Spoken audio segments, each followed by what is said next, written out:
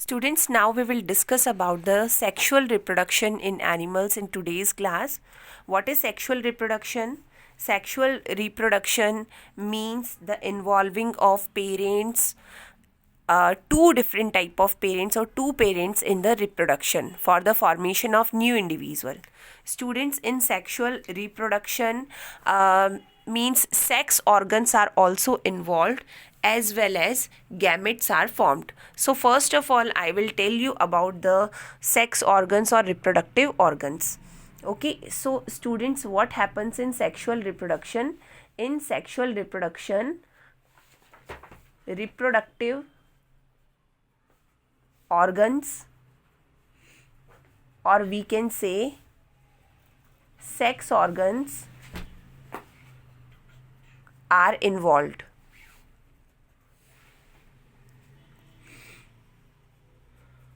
If we go for the human beings, then in human beings, testes as well as ovary are there for the reproduction, for the formation of gametes. Second thing is there, in these reproductive organs, these are the reproductive organs, and inside the reproductive organs, the gametes are formed. Okay, reproductive organ, their main role is to form gametes. And what are gametes?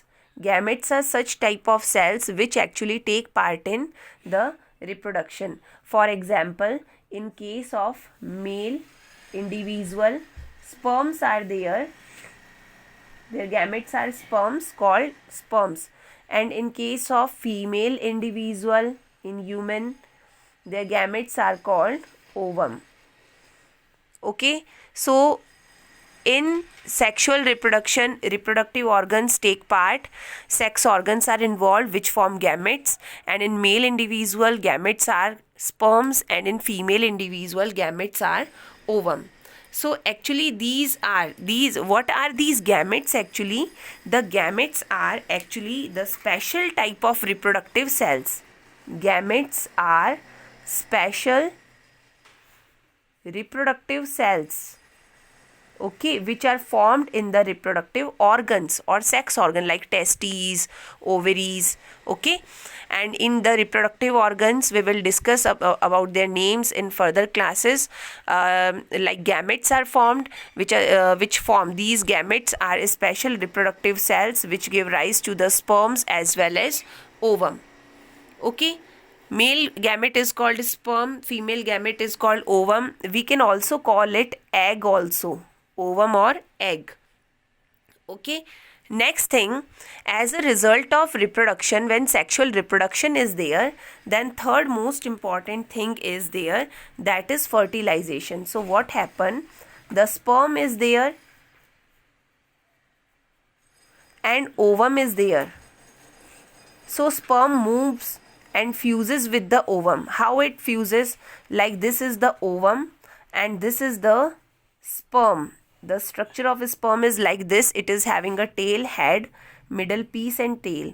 So the means what happen? It is egg or ovum and this is the sperm. So sperm fuses with the ovum, or as a result of this, a cell is formed. First cell is formed and this cell is called zygote. This process of fusion of male and female gamete, that is sperm and ovum, is called fertilization. So they fuse with each other to form the zygote, and this process is called their fusion. This process is called fertilization. This process is called fertilization. So student, this is called the fertilization. इसको हम कहेंगे fertilization. Okay, so this is called the fertilization, the fusion of sperm and ovum, that is fusion of male and female gamete. It is called as fertilization. Okay, now students, I hope you understand this much. Now about the fertilization, first of all we will discuss. Okay, like now we come to know that what are the sperm and ovum, the male and female gametes are there. I told you that sperms, ovum. Sperms are male gamete, ovum is female gamete. Now we will discuss about the types of fertilization. So students, we will discuss about the fertilization. We saw that the process of fusion of sperm and ovum is called fertilization, and as a result of fertilization, zygote is formed, which is a new cell. So students, most of the animals reproduce by the process of fertilization, means they form the gametes and then gametes fertilize to form the zygote. There are two types of fertilization. First is the external fertilization. Number one is external fertilization and second one is internal fertilization. Second one is internal fertilization. One is external fertilization and second one is internal fertilization. So what is external fertilization? Students, the external fertilization is the fertilization which occurs outside the body. Means the gametes, both the gametes do not fuse inside the body, they fuse outside the body. This type of fertilization is mainly found in aquatic animals. Aquatic animals means such type of animals which are found in water only. Okay, तो aquatic animals में ही देखने को मिलता है, like fishes होती हैं, frog होते हैं, इनमें. अब इसमें क्या होता है, जो फीमेल होती है ये क्या करेगी, पानी के अंदर एक जगह, किसी भी एक जगह जाके सरफेस पे क्या करेगी, एग्स है वो सारे जितने भी एग ये प्रोड्यूस करेगी या ओवम प्रोड्यूस करेगी, सारे अंडे दे देगी. ठीक है, तो egg are released by the female in water. Okay, now the male individual come. अब मेल इंडिविजुअल आएगा और ये मेल इंडिविजुअल इन एग के आसपास क्या करेगा, ये तो क्या है एग्स, इन एग्स के आसपास ये क्या करेगा, स्पर्म से उनको रिलीज करेगा. तो इस वजह से क्या होगा, स्पर्म से उनसे क्या है, ये एग्स बॉडी से बाहर फर्टिलाइज हो जाएंगे. This is called the external fertilisation.